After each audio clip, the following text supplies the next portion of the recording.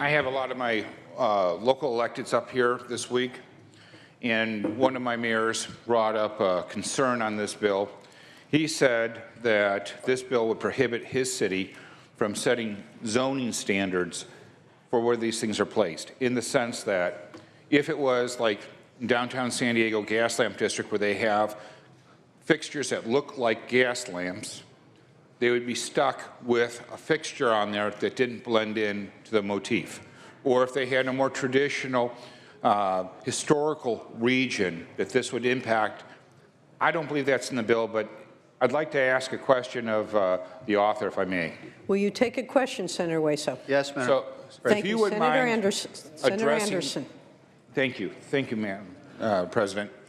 If you wouldn't mind addressing that, and because when I went through the bill, I didn't believe that that was in the bill. I don't believe that that's a valid concern, but you're the author, and I thought hearing it from you would bring clarity to this issue. First of all, historic districts are exempt, and there is every manner of variation in vertical structure in historic districts. That's why we saw fit to make it so that cities can work out their own arrangements with it regards to historic districts. So it covers those kind of lampposts that you're talking about in historic districts, where there are not historic districts but unique lampposts. The city has, under the bill, the power to create design guidelines.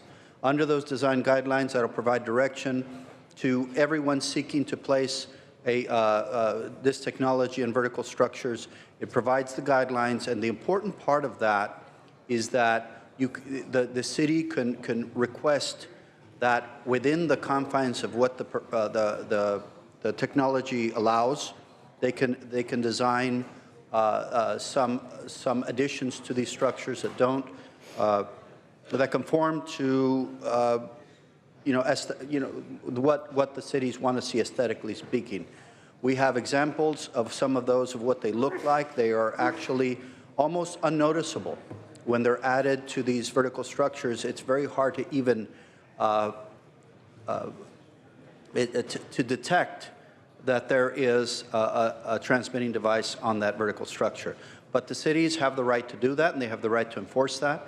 And the telecommunications providers have the obligation to conform to those standards. What's also important to note in this process of the design guidelines is the cities retain the power to grant a permit if they don't meet those guidelines. Thank you very much, members.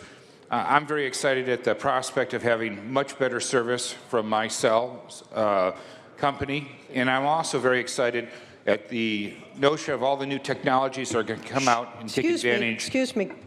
of this bandwidth. I urge an aye vote.